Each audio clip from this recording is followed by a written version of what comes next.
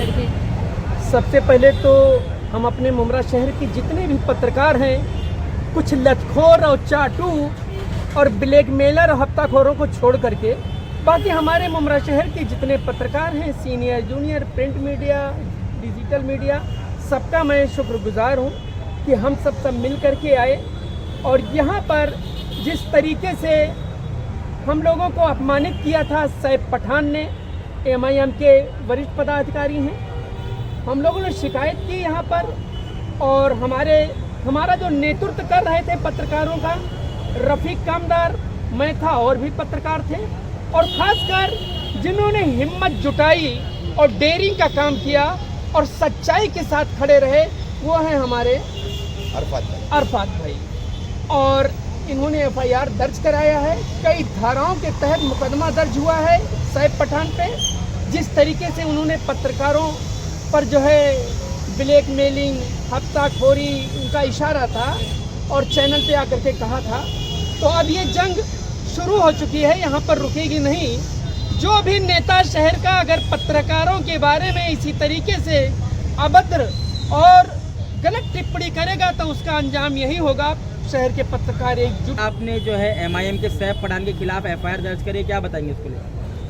मामला बहुत सीधा है। नहीं, मैं अरफात भाई आपको रोकूंगा। मैं एक ही चीज बोलूंगा, 2 लाइव अब तक वो कर चुका है सैफ पठान, समझे? तो उसमें वो बार बार बोल रहा है सुपारी लेकर आए, सुपारी लेकर आए, सुपारी लेकर आए। अल्हम्दुलिल्लाह जाती तौर पर बता दूं, अरफात कासमानी वो नाम है और वो खानदान, वो कबीला है कि वो यूं चलता है, यूं देने में यूं। तो ये सुपारी नहीं लेंगे मगर ओपनली सुपारी आप बजाएंगे। बोला अरफात भाई ये सुपारी वाले मामले पे इंटरव्यू शुरू ही हुआ था कि उन्होंने मतलब कहते हैं ना कि मतलब ऐसा लग रहा था जैसे उनकी दुखती रख पे मैंने हाथ रख दिया, जैसे उनको मैंने चोरी पकड़ लिया। तो जरा मछली की तरह तिलमिलाने लगे और अचानक से वो जो आरोपों पे आरोप लगाने लगे कि आपको बिल्डरों ने भेजा है, पैसा क्या भेजा है। मैंने उनसे सिर्फ एक सिंपल सवाल पूछा था कि आपकी PIL का मुद्दा क्या था, और आपने जो सिर्फ 15 बिल्डिंगों को उसके अंदर दाखिल किया है उसका क्या रीज़न है? मुमरा में इतने इलीगल बांधकाम चल रहे हैं, आपने अलग अलग वार्ड से कुछ चुनिंदा बिल्डिंगों को चुनकर 15 बिल्डिंगों की लिस्ट बना के डाल दिया। सबसे पहले तो मतलब उन्होंने झूठ कहा कि मैंने मुमरा कौसा और मुमरा कलवा और दीवा तीनों एरियो की बिल्डिंगों के 250 बिल्डिंगें डाली है। मुझे समझ में नहीं आया कि ऐसी कौन सी PIL है कि मतलब एडवोकेट ने खाली ऊपर 15 बिल्डिंग लिखा और PIL के अंदर छुपी हुई है 250 बिल्डिंग है। मैंने तो उनकी पूरी PIL देखा, उसके अंदर कहीं मुझे 250 बिल्डिंगें नहीं नजर आई। मुझे सिंपल सवाल था कि भाई इसका क्या रीज़न है? बोले नहीं आपको बिल्डरों ने भेजा है, और धीरे धीरे जो है कि वो पत्रकारों के ऊपर आ गए। पता नहीं मतलब उनके दिल के अंदर वो चीज़ें थी या पत्रकारों के लिए उनके दिल में कोई बुक्स था, दिमाग में कुछ भरा हुआ था, इस वजह से उन्होंने जो है कि उगल दिया कैमरे के ऊपर। मैंने उसको एक और बार कंफर्म भी किया कि आप सभी पत्रकारों को बोल रहे हैं। बोले हाँ मैं सभी पत्रकारों को बोल रहा हूँ, आप लोगों ने वीडियो देखा होगा उस चीज़ का। फिर इलेक्शन के मुद्दे को लेकर उन्होंने जो है कि उलमाओं को मतलब टारगेट किया कि जितने भी उलमा है ये उलमाए सू है। तो उलमाए सू का तो मतलब अब हम सब जानते हैं इसका मतलब अगर देखा जाए तो ऐसे उलमा जो मतलब खुद के फ़ायदे के लिए धर्म का और लोगों का इस्तेमाल करते हैं। तब हम खुद देखें कि मतलब उनकी क्या मानसिकता है और वो क्या सोचते हैं दिमाग में। मैंने उनसे ये भी कहा कि आप मुस्लिम इलाके के मुस्लिम लीडर है और कौम व मिल्लत की बातें करते हैं, और इस तरीके से बार बार उनसे मैंने, आप लोग अगर इंटरव्यू देखेंगे, मैंने उनसे ऑन कैमरा 2 से 3 बार कहा कि साहब अगर आप ऐसा सोचते हो कि मुझे किसी ने भेजा है तो आपकी ये गलत फहमी है, ऐसा कुछ भी नहीं है। मेरा सिर्फ सिंपल आपसे सवाल है कि 15 मिनट आपने क्यों टारगेट किया, बस इतनी सी बात है। और उन्होंने जो कहा सब लोगों का दिल दुखा, जिस वजह से जो है कि आज मुमरा पुलिस चौकी में आके मुझे कंप्लेंट शिकायत करनी पड़ी। इतनी सी बात उसमें अभी जब वो लाइव आए तब उन्होंने रफ़ीक कामदार का सबसे ज़्यादा जिक्र किया। तो क्या आपको रफ़ीक कामदार ने भेजा गया था? क्या उनको आपने बताया था वो चीज़ें? एक सीधी सी बात है, मैं उनके ऑफिस में भी था तो उनका इशारा रफ़ीक कामदार सर के ऊपर ही था कि आपके मीडिया के हेड ने आपको भेजा है, पत्रकारों के हेड ने आपको भेजा है। मैंने उससे कहा कि भाई मुझे कोई क्यों भेजेगा, मैं क्या किसी के पास नौकरी करता हूँ या मैं कोई दूध पीता बच्चा हूँ? भाई मेरे हाथ में PIL आई, मैंने उसके ऊपर स्टडी किया और मुझे लगा कि आपसे इसका सवाल, अच्छा मैं उनसे उम्मीद तो ये कर रहा था, वो मेरे बहुत अच्छे दोस्त हैं, मतलब बहुत अच्छी बातचीत है, रिलेशन है। मैं उनसे ये उम्मीद कर रहा था कि वो ये पॉजिटिव रिस्पांस देंगे मुझे, मेरे अरफात भाई बहुत अच्छी बात है आप मुझे ये चीज़ बताए हैं, आगे मैं इसके ऊपर और एक्शन लूंगा और भी इस तरीके से करूंगा। मैंने उनको पाम रिवरिया के ऊपर पूछा कि भाई आपने रिजर्वेशन और कब्रिस्तान के ऊपर स्ट्रॉन्ग मुद्दा उठाया था, अचानक से आप उसको छोड़ के 15 इलीगल बिल्डिंग के ऊपर चले गए। मुझे उनसे ये उम्मीद थी कि वो ये पॉजिटिव रिस्पांस देंगे कि अब मैं पाम रिवरिया के ऊपर और अच्छे से करूंगा और पत्रकारों को बुला के मतलब इसके बारे में बयान दूंगा ताकि लोगों के अंदर खुलासा हो और लोगों के अंदर उनका विश्वास पैदा हो कि भाई अब इलेक्शन आ रहे हैं तो भाई सैफ पठान जो है कि रिजर्वेशन के ऊपर काम कर रहे हैं। मैं उनसे ये पॉजिटिव रिस्पांस एक्सपेक्ट कर रहा था, लेकिन वो इतने ज़्यादा नेगेटिव थे पत्रकारों को लेके, उलमाओं को लेके, मतलब मुझे वो इंटरव्यू में मतलब खुलासा हुआ। वो आज एक लाइव में आकर बार बार शमीम खान का जिक्र कर रहे हैं कि शमीम खान ने सबको फोन करके एफआईआर करने के लिए, आगे बढ़ाने के लिए बोला, तो उसमें कितनी सच्चाई है? अरे साजिद भाई, तुम भी पत्रकार हो, तुमको फोन आया शमीम खान का? मेरे को नहीं आया, इसीलिए मैं पूछ रहा यहाँ में से 1 मिनट, जितने भी पत्रकार रिकॉर्ड कर रहे किसी को नहीं हो, आया। आपको सुल्तान भाई को किसी सुने, को। सवाल पूछे, अरफात भाई को पूछे, अब मुझे पूछने वाले हो। सबसे पहले मैं पूछता हूँ, कितने पत्रकारों को शमीम खान का फोन आया? किसी के पास नहीं आया, बिल्कुल झूठ है, बिल्कुल झूठ है। नहीं, हमारा चूल्हा कोई जितेंद्र आवाज या कोई शमीम खान नहीं चलाता। शमीम खान मेरा चूल्हा नहीं जलाते, मेरे घर का खर्चा नहीं चलाते कि शमीम खान बोलेंगे तो हम लोग एफआईआर किसी नेता के इशारे पे शहर के पत्रकार नहीं चलते। सुन ले, वो चाहे शमीम खान हो या आमदार जितेंद्र आवाड हो, किसी के कहने पे शहर का पत्रकार नहीं चलता। ये सुन लो, लोगों को भड़काया जा रहा है लाइव करके। बिल्कुल, वो बिल्कुल। को अपनी राजनीति चमकाना है, बिल्कुल। वो कैसे हमदर्द है शहर के।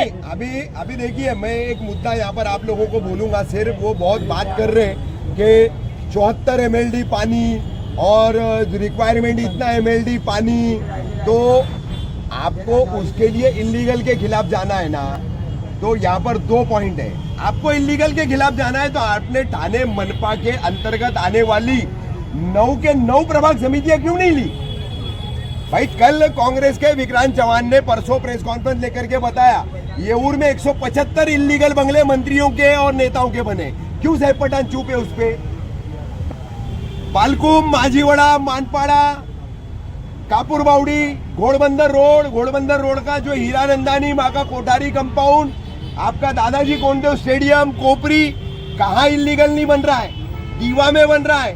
आप सिर्फ मुमरा की 15 बिल्डिंग पे आप पीएल कर रहे हो।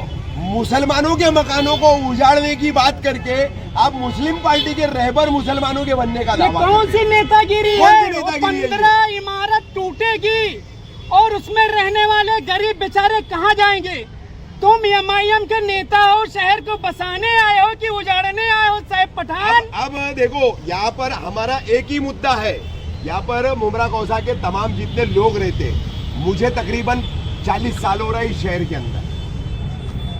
जो भी बिल्डिंग डिलैपिडेटेड हो जाती है, जब उसको कारपोरेशन आपको उसका स्ट्रक्चरल ऑडिट करने बोलती है, उसकी शुरुआत होती है C2B, C2A, C2B रह करके आप बिल्डिंग की मरम्मत कर सकते हो।